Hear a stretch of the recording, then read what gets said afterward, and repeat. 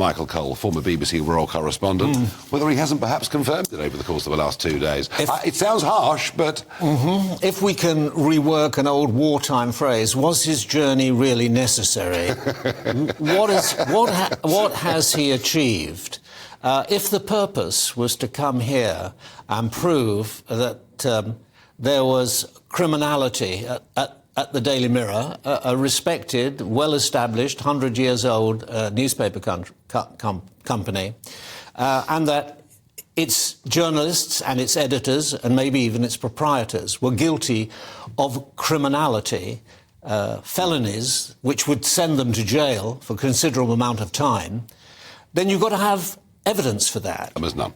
No. There are 31 stories were cited between 12 and 26 years ago, which Harry has maintained were brought about by illicit means, by illegal means. His privacy was invaded, and it was illegal, it was a criminal act. Well, when you're going into the Colosseum, into the arena, you've got to go well armed, because you're accusing men and women who probably feel that they're good citizens in a well-established trade, which is important to the democracy of this country, who pay their taxes, who are nice to their children, and who live a God-fearing life, and you're accusing them of criminality. Yeah.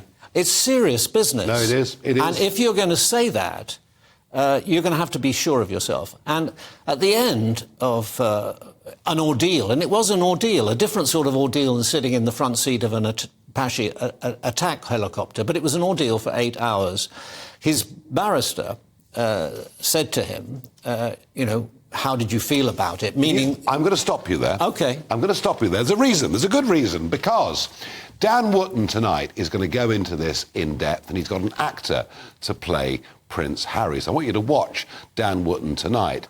And the very, very point that Michael Cole just made, this is what you'll see later on with Dan Wootton. You've been sat in the witness box for over a day and a half. You've had to go through these articles and answer questions in a very public courtroom, knowing the media is watching. How has that made you feel? It's a lot. So...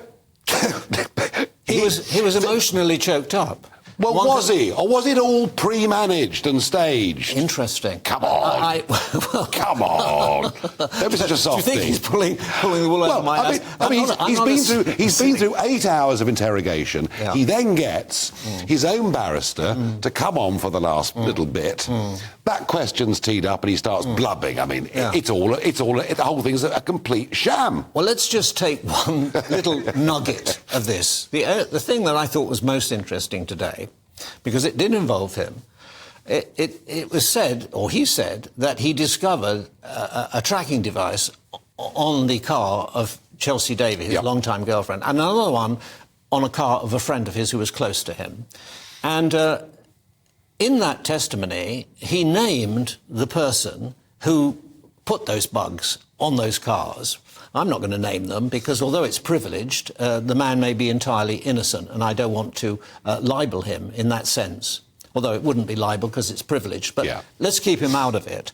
Now, if you're going to make that allegation, how can you not then go on and prove that it was the Mirror that procured that act? That's a criminal act.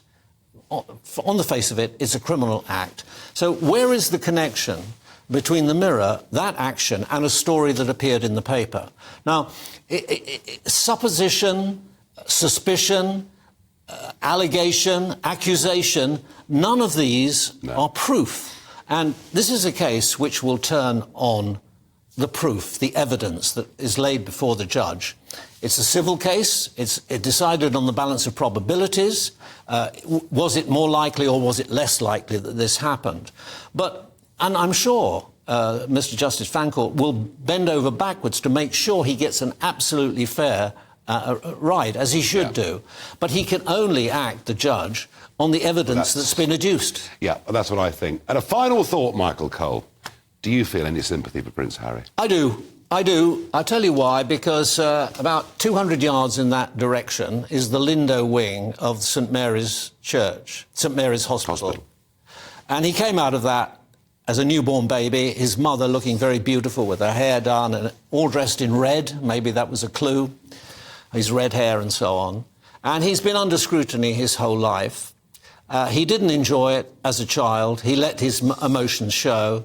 And his mother was taken from him in the most terrible and cruel circumstances when he was 12 years old. He's carrying that with him. He's never shed it. He is prey to that anger and that anxiety and that fury. It's all genuine, of course. The hurt is raw and it's real. And I know what Tom said, at 38 years old, he's got to grow up and be mature. But some people are better at coping with misfortune and tragedy than others. I wouldn't condemn him for that. But I do think very, very strongly that he should have taken proper and good advice. Really do. Because if you're going to say this thing, I get the feeling, and I regret it, that he hasn't been well prepared or he hasn't been well advised. Well, yes, but he is 38. And if Tom is right, that Hugh Grant's sort of talked him into it, I don't know. It's all just very sad. Michael Cole, thank you.